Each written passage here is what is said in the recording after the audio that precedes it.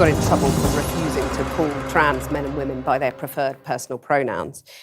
No, that's not actually true. I got in trouble because I said I would not follow the compelled speech dictates of the federal and provincial government. I actually never got in trouble for not calling anyone anything. Right. That didn't happen. You wouldn't follow the change of law, which was designed not to once it was outlaw law. discrimination. No. Well, that's what they said it was designed to do. Okay, you cited freedom of speech in that. Why should your right to freedom of speech trump a trans person's right not to be offended? Because in order to be able to think, you have to risk being offensive. I mean, look at the conversation we're having right now. You know, like you're certainly willing to risk offending me in the pursuit of truth. Why should you have the right to do that? It's been rather uncomfortable. Well, I'm very glad I put you on the spot. Well, I'm very glad that I've exercised my freedom of speech. You get my point. It's like you're doing what you should do, which is digging a bit to see what the hell's going on. So and that is what you should do. But you're exercising your freedom of speech to certainly risk offending me. And that's fine. I think more power to you as far as I'm concerned. So you haven't sat there and...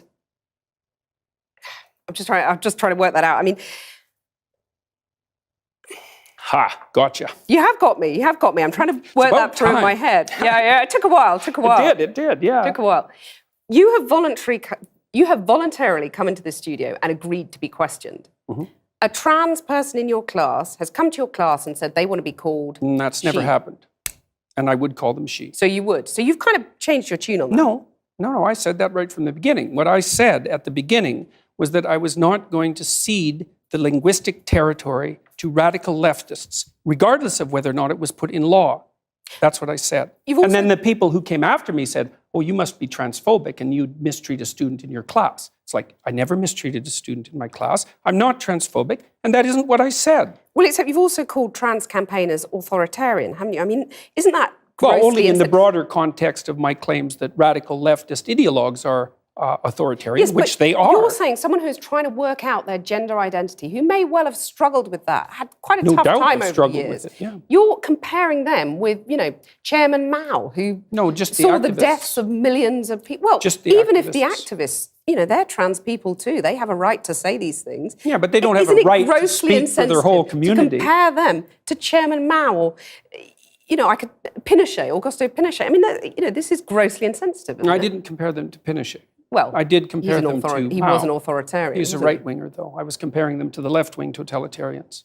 Okay. And I do believe they are left-wing totalitarians. Under Mao, millions of people died. Right. I mean, there's no comparison between Mao and a trans activist, is there? Why not? Because trans activists aren't killing millions of people? The philosophy that's guiding their utterances is the same philosophy. The consequences are... Not yet.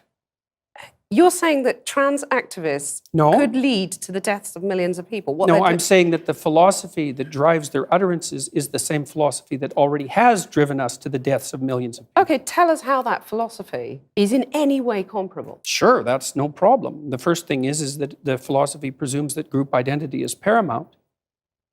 That's the fundamental philosophy that drove the Soviet Union and Maoist China.